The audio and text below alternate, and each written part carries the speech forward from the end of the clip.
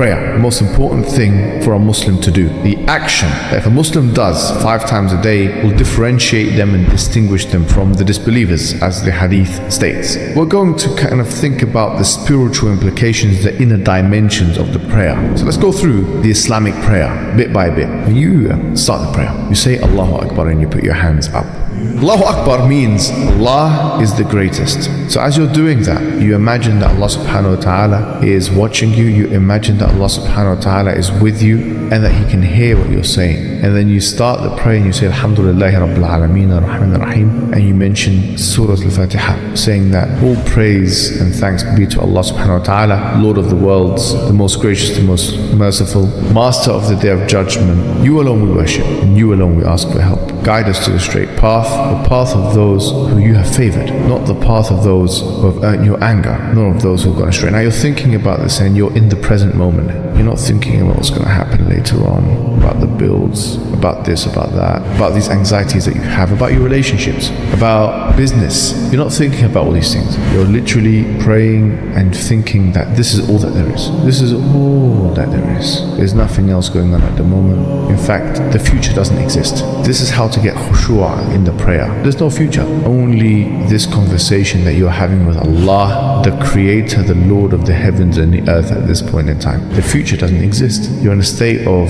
hudur. You're present with Allah subhanahu wa ta'ala, and that means that there is no future. Everything is just about that moment. You're clear in your mind, and then you're doing your other surah, maybe Qul Huwallahu Ahad, and then you're saying Allahu Akbar, and then you're going down to the bowing position and you're humbling yourself. You're calm, and then you say Subhan Rabbil Azim, and that means glory be to the one who is Azim, means mighty, and you're in that humble bowing positioning. And then you come back up, Sami Allahu liman hamida, that Allah has heard the one who has praised Him. And then you say Rabbana wa lakal hamd, our Lord, to you belongs praise. That's what Rabbana wa lakal hamd means. And then now you go down and you say Subhan Rabbiyal A'la, and you are prostrating. The highest part of your head is in the most low part of the ground, and you're saying glory be to the one who is most high. You're saying that 3 times. Subhan Rabbiyal A'la. This is a very deep situation right now, and you're thinking about that and you're humble. This is a very relaxing position. This is a very peaceful position. This is the most peaceful position you can imagine. This is the best situation.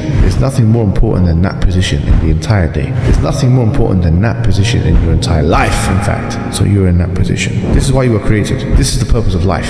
This is everything you need to know. This is everything you need to do. There's nothing more to life than this. And then you come back up, Rabbi Ighfirli, Rabbi Ighfirli, you say, oh Allah forgive me, Allah forgive me, because we've done lots of sins. So we're being a bit accountable here, and you go back down. After you've asked Allah, the King, to forgive you, you go back down, Subhan Rabbil A'la, Subhan Rabbil A'la again. And that's one unit of prayer. And you repeat that, and so on. If you get this right, you get halawatul iman. You get the sweetness of faith. Because we have 5 prayers a day. This is a really beautiful meditation kind of exercise. Not the kind of meditation that these mushriks do, and the ones who worship other than God. No, you're worshipping Allah subhanahu wa ta'ala. There's nothing greater that you can do as a human being. You know that. There's nothing better you can do with your time. There's no money that you can amass. There is no fame that you can get. There's no adornments that you can put on. There's nothing. This is peace. This is ala bi dhikrillahi tatma'innul qulub. This is surely with the remembrance of Allah do hearts find rest.